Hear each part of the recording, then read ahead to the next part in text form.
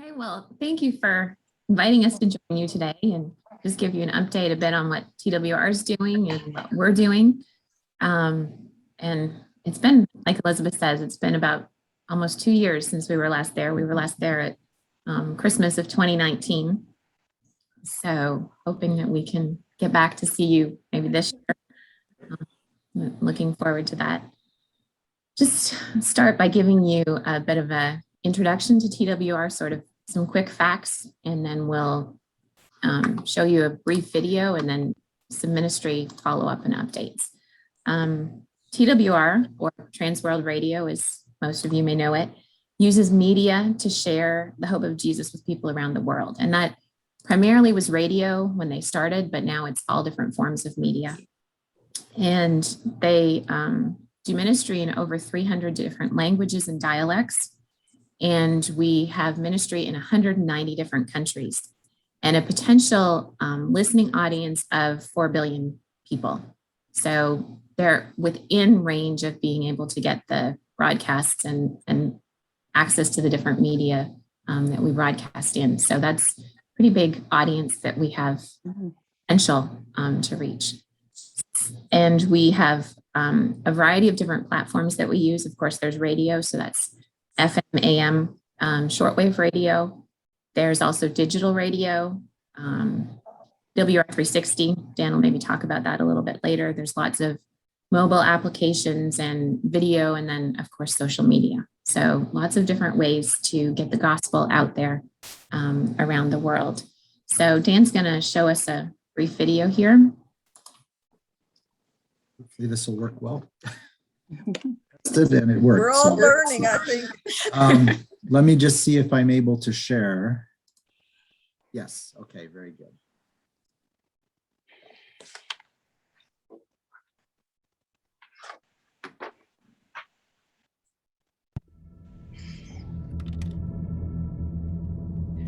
Oh, that's excellent.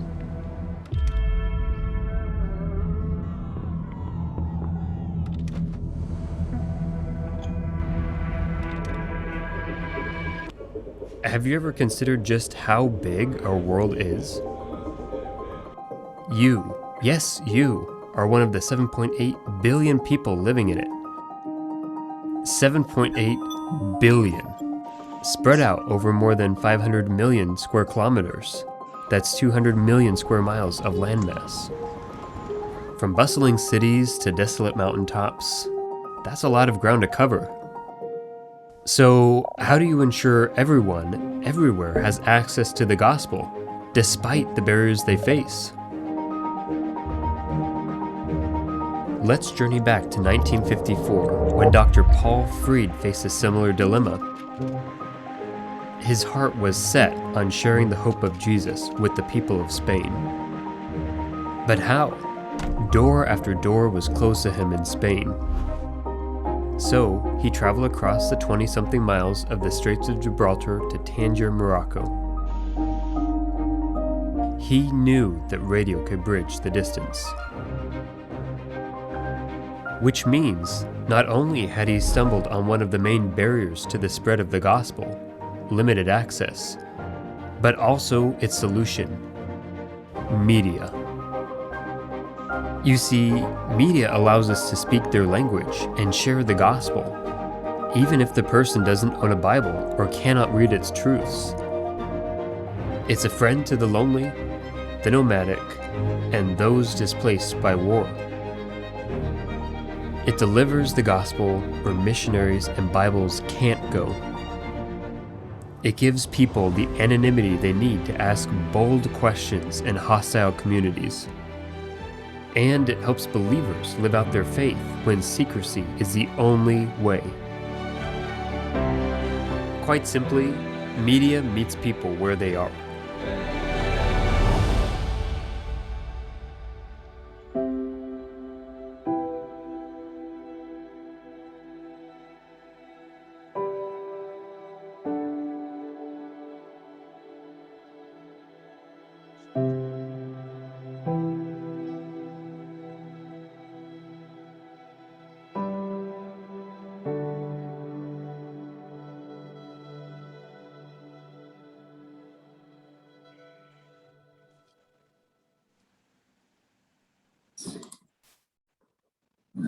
how do I unshare? Sorry. Got to figure out how to, oh, I think, Okay.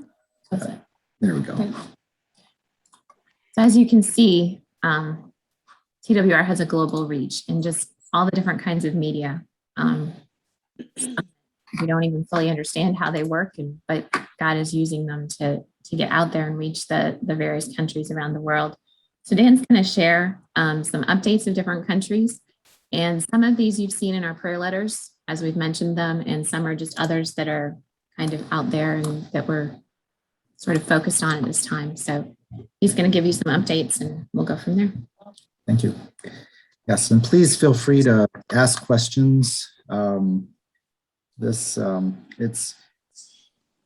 We have a presentation, but we want to be able to talk about things that you're interested in. And so if you have questions or things, please go ahead and ask that.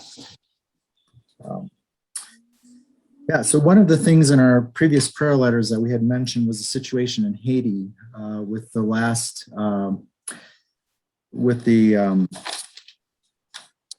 last earthquake and then the hurricane and so on. And as TWR, we work with partners around the world. We do not have TWR as we are here everywhere. So often what we do is we will look for organizations that are like-minded in particular parts of the world and then approach them to become partners with us so that we both benefit. That's one of the ways that we can find staff to translate programs into multiple languages. That's why we have over 300 languages now in dialects. And then it's also in those ways that we can broadcast locally. TWR in the past has been focused on high power broadcasts in shortwave and medium wave, where we can reach, and we still do that, where we can reach long distance with the program, so we can reach into countries that otherwise we wouldn't be able to be in. But we also have a lot of local FM and AM stations around the world, and we do that as well through partnerships. So in Haiti, our partner is a station called 4VEH. And they're the ones that they do some broadcasting for us there.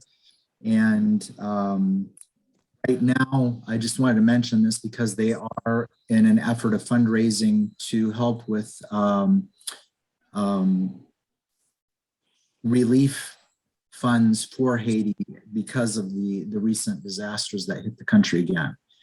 And they are also looking at installing a power generator at their main station. They have multiple stations throughout the island, but at their main station to be able to continue broadcasting, because one of the things that happened when the earthquake hit and the buildings were coming down, nobody from 4VH was hurt, but some of their equipment and their locations were damaged. And then when they're off the air, then they're off the air. And what they try to do is they try to broadcast information out to people so that they know where to go for help and things like that. So one of the things that they're concentrating on right now is raising funds for a generator to keep them on the air. So they're a TWR partner there.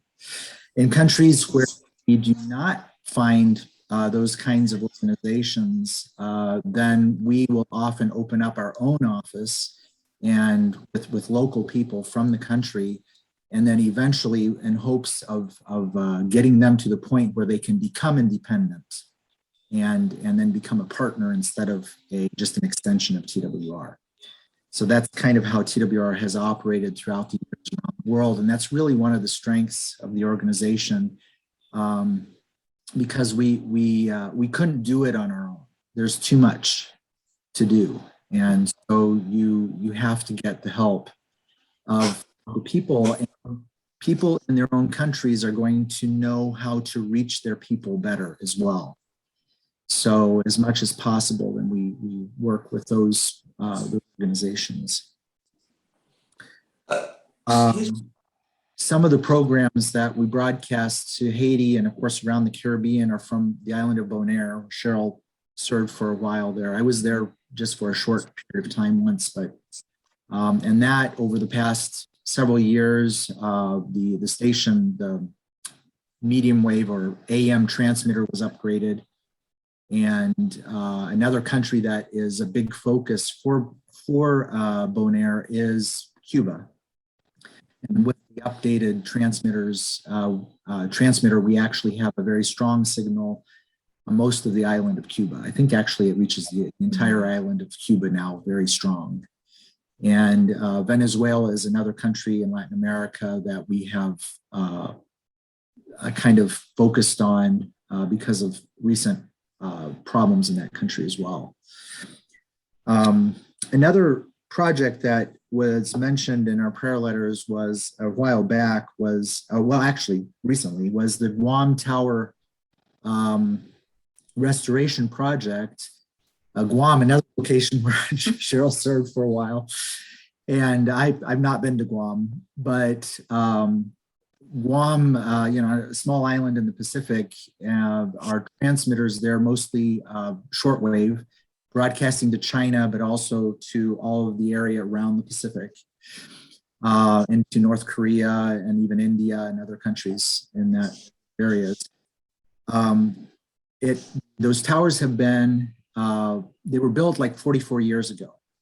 And because of the salt in the air and everything, they rust. And even though there's maintenance, regular maintenance going on, it has been time to replace them before they start to fall. And so that effort has been going on. And a lot of funds have already been raised for that.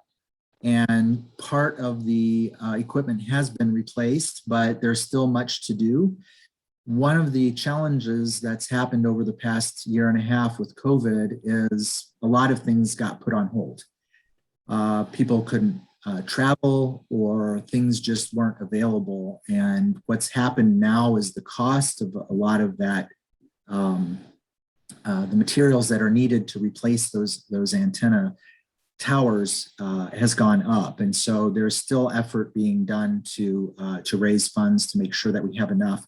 We don't really know yet what the total cost is going to be because the picture has changed with the COVID situation. So, but a lot of funds have been raised, and the efforts did start in doing that. And so we continue to broadcast in shortwave from Guam to that area of the world. And I'm sorry I didn't stop for Cheryl. Cheryl has some listener letters from listeners, some excerpts that we wanted to share with you as well related to these projects. One here from Guam. In October 2020, there was a new program started, and it was called Mission 66. And it basically walks through all the books of the Bible. And so that's broadcast into China. And there's one here that says, if I want to know the Bible more clearly, we would need to do some research ourselves. But by listening to the Mission 66 program, it saves us more research time and gives me a clearer understanding of the book of Romans. Cults are very influential nowadays, and I hope this program will be spread more widely.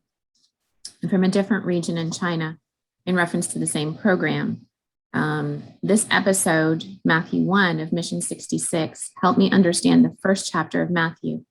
After listening, I learned that God will do amazing things in people who are weak. I gained a deeper understanding of the Jewish history and genealogy and learned the wonder of the first Christmas. So the programs that we broadcast are varied. There are programs that are just basic evangelism in nature. There are programs that dig deeper into the Bible, through the Bible, that was originally done by Dr. McGee, is one of the main programs that we broadcast around the world, almost everywhere. And so that's a very strong Bible teaching program. There are also programs, especially for China and other parts of the world, where it's very difficult for Christians to get educated in like seminary and things like that. We have programs that are actual seminary courses that are broadcast over the air, along with a curriculum to provide the opportunity for pastors in countries like China to be able to further their education in that way. So there's quite a variety of programs. programs that go out depending on the need for the particular area. And please, if you have questions, if you raise your hand, then I can see that you want me to stop. Yes, go ahead, please. We hear so much about the security of, I guess you'd say, of people in China, as well as other countries, but we've been hearing about it lately in China a lot, how people are being followed and traced on their phones, etc., because they're tuning into Bible, put it this way, Bible-based programs. Has this affected your witness there at all, or how do you get around that? That's the thing with radio. Radio is actually not traceable in that way. So we have shortwave programs going in. If the believers have a shortwave radio, then they can tune in, and they don't. That's not actually traceable. So Okay. give them the ability to listen to the programs and so on. But I know China has a very elaborate Big Brother monitoring kind of system that where they will track specific people. They track people groups. I don't know if you think it was in the news in the past year or 2-3 years maybe, where the Uyghur people, predominantly, I believe, In the north, in yes. China, were being basically persecuted. So it's not just the Christians; it's whoever is not in line with the party. Yeah. And so, yeah, there's definitely a big effort in China to keep a finger on people who they consider are not in alignment with their ideology. But from what I've heard, there are opportunities for Christians, and usually what I've heard from the attitude of the Christians is, this is normal and it doesn't matter. We're just going to keep going. It's not unusual for pastors in China imprisoned, and they just expect it. It's just part of life. It's not easy, and there's certainly a lot of persecution, but it's something that I think it strengthens their faith, because they're actually they're expecting that bad things are going to happen from the people around them, and keep going. So yes.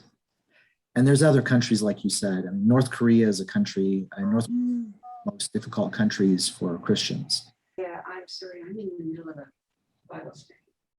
Can you call me back? So, North Korea is a situation where we broadcast in there and we get some information, but very little comes out of the country. Know that there are Christians there who listen. There are Christians who are able to get together at very high risk, even more so than in China. And now, of course, Afghanistan is another country that's more and more like that. A different ideology, but the same result for the same persecution on Christians. So, yeah. Thank you. So, We could touch on Afghanistan. we can talk about Afghanistan a little bit. We have many years ago, well, I don't know if it's in the past 5 to 10 years, if you remember maybe the Pani project. Pani is for Pakistan, Afghanistan, and Northern India.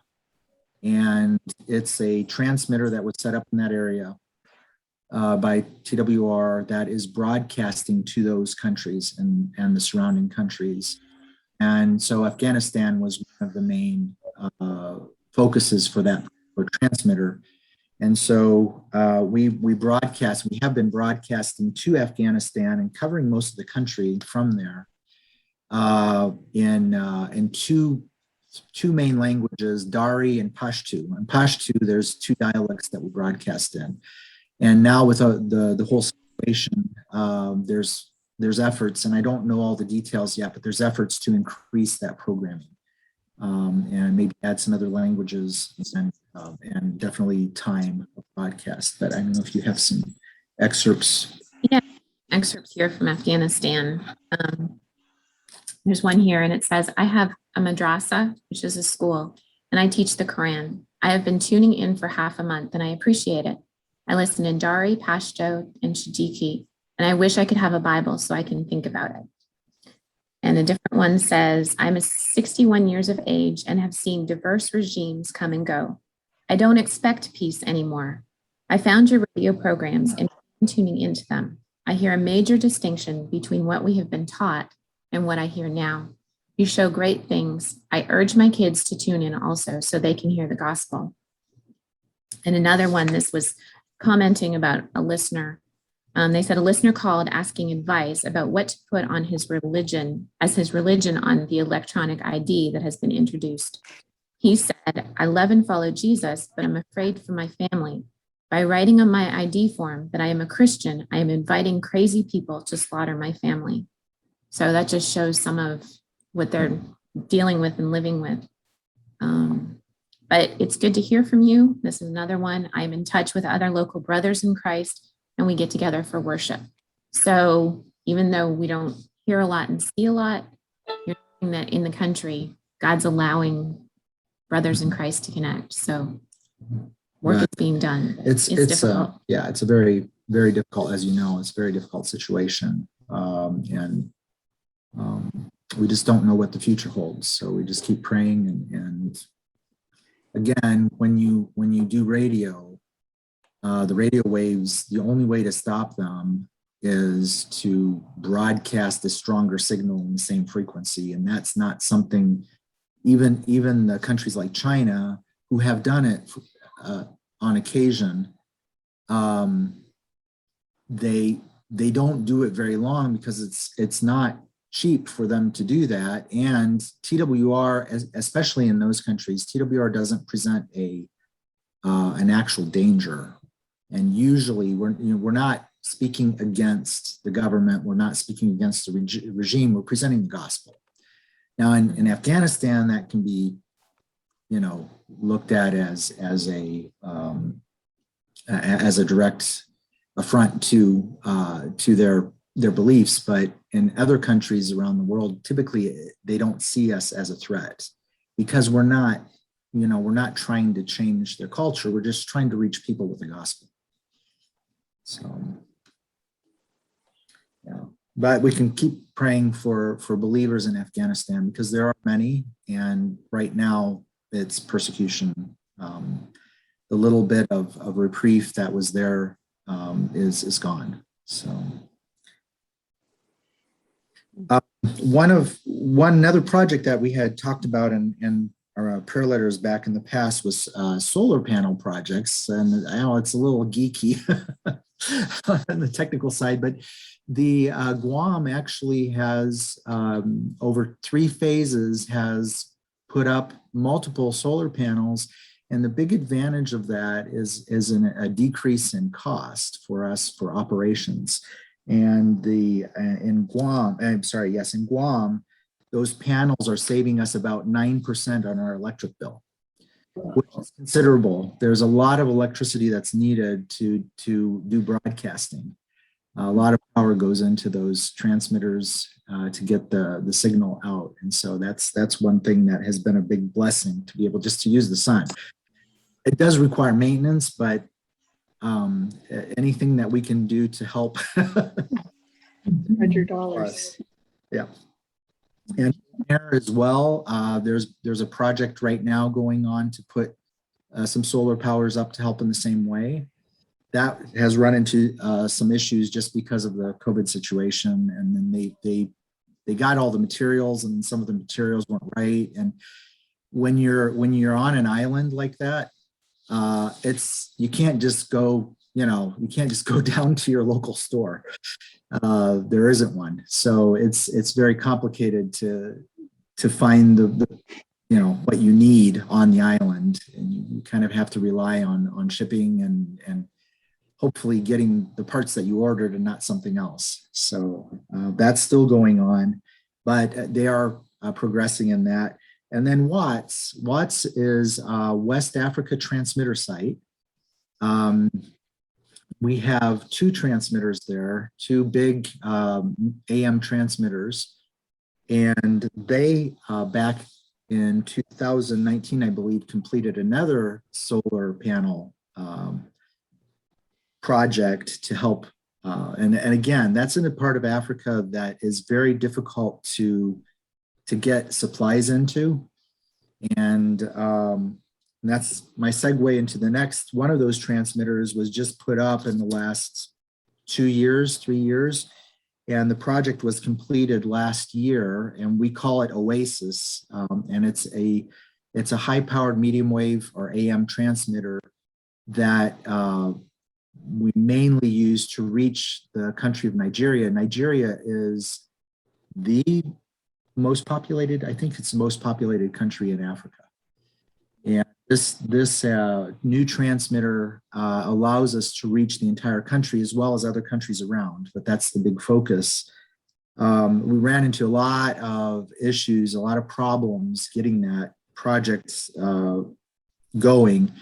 One was just dealing with licensing. When you do broadcast, you have to get license from the authorities.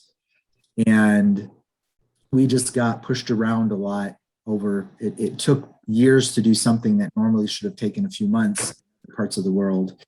And a lot of it had to do because the people in power got switched and the new people didn't know what the old people were doing or didn't care. And, those kinds of things that happen all the time. And then we ran into some technical difficulties. Once everything was done, there were issues that took I think a year or more to resolve, and there were technical problems where we could only broadcast about half an hour. But all those things have been resolved after many visits from engineers and so on to work through that. And so now we are broadcasting regularly at full power from that location. And I think Cheryl has some Just a couple excerpts here, listener letters. After hearing about Christ for the first time, I decided to give my life to Jesus. But I've encountered all kinds of difficulties. I was beaten by my husband and my mother, who denied me, and I often received death threats. I had to leave the house so as not to continue in all these sufferings. It is by listening to you that I know I am not alone. I need your prayers to remain firm in my decision to follow the Lord. And this is another one. May God bless you all and strengthen you for the great work. I listen to your broadcast every morning. I am very grateful. It is indeed a blessing. I'm 86 years old and very sick. I need your prayers. It's 12:30, so we need to, I'm sorry, we have a little bit more time That's here. okay. I'll go get the girls if you want to. Yeah, you can get the girls. Dan's going to get the girls so that they can come and say hi to you as well. And just a bit of a family update. You've followed our letters, and you all have followed my life since before Dan was in the picture. So you know our story. So I don't have to go back into that too much. But we're busy homeschooling. We started last week again. And this is Emily's first year. She's in kindergarten. And Miriam is now in second grade. And so that's going well. Keeps us very busy. On Thursday mornings, we participate in a homeschool co-op. So the girls are enjoying that. Miriam last week was learning all about different animals, and they actually had various animals in her class. Come in here. Here's Emily. Say hi. Hi, Emily. Just Hi, wait. Emily. Hi. And so we're enjoying that. Dan is actively involved in choir at church. It's been crazy 2 years with choir being virtual. They did a number of virtual projects through the lockdown when we couldn't go anywhere. And then recently they've been back in church. And there's Hi, Miriam. Miriam. Can you say hi? Hello. Hi. Hi. So Good to see he you. keeps busy with that, leading. He helps out leading the choir when the choir director is away or whatever. And so he's doing that. Trying to think what else we, let's sit here for a minute, okay? And as I mentioned earlier, we haven't been up to Toronto or up to the cottage to see mom and dad since December of 2019. So we're hoping that that can change soon and that we can get back up and see family. We did get to see Dan's parents in July, made that trip. So that was good to see them. His mom she turned 90 this year with some dementia and stuff. So there were good days with them. And then some days that were good too, just to see where she's at. But Emily and her had lots of fun. What did you play with Grandma? What did you and Grandma like to play? You remember? No? They had fun playing Go Fish. And they take to playing Go Fish and doing that. Got to spend time with them. So that was special because again, we hadn't seen them since January of 2019. So that was a good visit. And so that's kind of where we're at and what we're doing. So I don't know if you have any particular questions for us or. Are you actually allowed to come across at all now? We are, I think, as of the last update, like they changed the things in August until August of this year. It was unclear as to whether Dan and the girls could come. If I came and Yes. the paperwork and details and all that. As of right now, we could probably come since we've been vaccinated, then they can't have a vaccine yet, but since we're vaccinated, we could come and not have to do the quarantine. But Right. you still have to have a lot of paperwork and plans if something does happen and that. So it's just, it'd be easier if we could just push a button and here and be there. It's also hard knowing what the trip up would be like and just what you would encounter along the way. So it's just, hopefully we can get up for Christmas. That would be really good. I remember you guys sitting behind me in church. Yeah. So can you girls see your other grandma? Can you see Grandma? Your Toronto grandma? Can you see her in the yeah, Yeah. that's good. Yeah. They're very used to seeing her, on the screen because we do a lot of FaceTime and that with her. That's good. Can't imagine what it would have been like even a few years ago when we didn't have Yeah. that as an option. So For sure. Yeah. I think Miriam is the one of the two girls that has changed the most. yeah, You've grown up a lot, Miriam, since we saw you last time. yeah. Every day I think she gets a little taller. Yeah, she's in the grade 2 growth spurt. How is grade Yes. 2? Do you like grade 2? I started to tell them about school co-op last week, Seek. What did you get to see at Seek last week? Animals, Animals. What kind of animals? snakes, turtles, What else did you get to care? What did you hold? a chinchilla. A chinchilla. So Oh, hold a chinchilla in her lap. And how did it feel? Ticklish, and it was fuzzy, nice and soft. So they brought animals in to teach them. She's learning about animal habitats. And so they brought in the different animals for her to see. I think there was a tarantula too. There was a tarantula and 2 hissing cockroaches. 2 kissing cockroaches? Hissing. So, yeah, I was kind of glad I wasn't there. and then when they're in a group with other children, how many are there in a class when they're all together like that? In her class, there's about 12 to 15 kids. Okay. So, yeah.